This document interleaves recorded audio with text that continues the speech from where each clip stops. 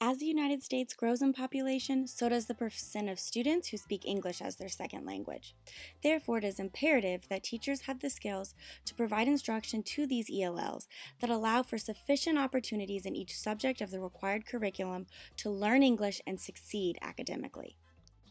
Today, through classroom video exemplars, I will provide a few key strategies for incorporating the 4 language domains into content-based instruction that teachers can immediately begin implementing in their classroom. I hope you enjoy ELP Me!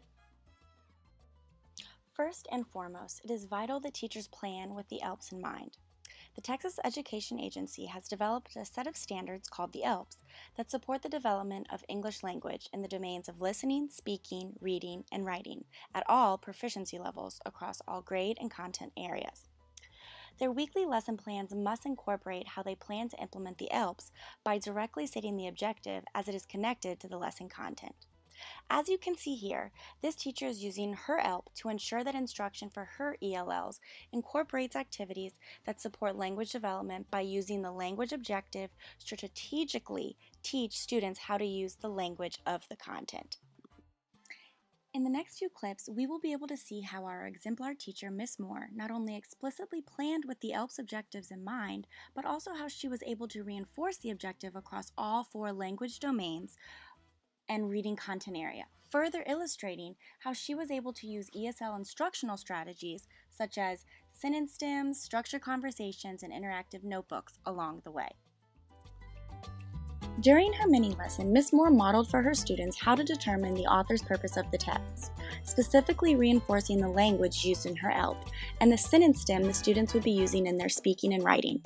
The purpose is blank because of blank. She then allowed the students to work in table groups to discuss the author's purpose and argue their reasoning for a variety of short stories. What we will see here is a great example supporting the listening and speaking domains through structured conversations and reinforcing the sentence stem. Listen carefully as Ms. Moore purposefully pushes her students to explain their reasoning and encourages opportunities for accountable talk. Are they telling us what they think and want us to think like them? Or are they giving us real facts about volunteers? Which one?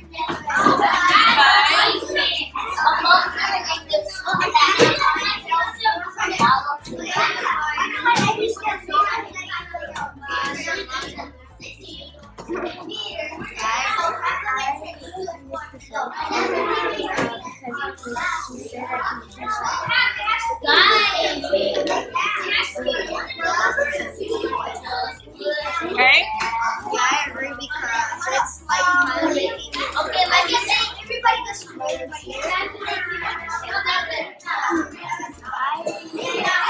I agree because like you gotta help others, like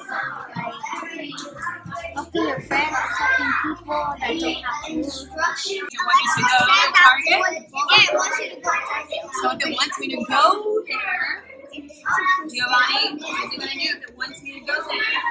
He put it in person. Because what?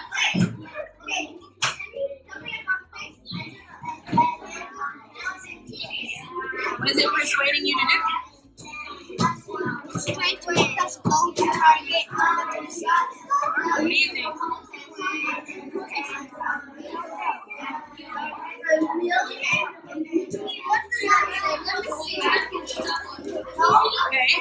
what's the message Target? Next, the students use their interactive notebooks to create a graphic organizer separating the 3 main types of author's purpose practiced that day, categorizing the short stories into either persuade, inform, or entertain.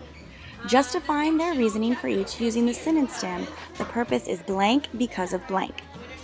Listen carefully as Ms. Moore then checks for understanding by carefully questioning what the students are writing in their notebooks. As the students finish, you'll see the students are then practicing the reading skill for the day, author's purpose, and the ELP sentence stem by determining and reasoning the purpose for their own novels during Read to Self, allowing Ms. Moore to make a full cycle with all 4 listening, speaking, reading, and writing domains.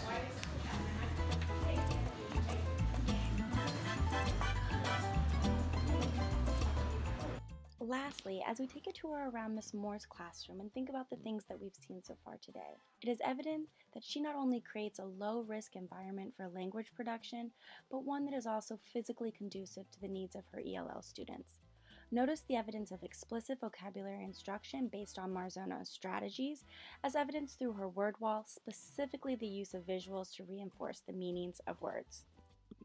I hope you enjoyed ELP Me and that you were able to find at least one strategy you could use to embed all 4 language domains into your everyday content area instruction.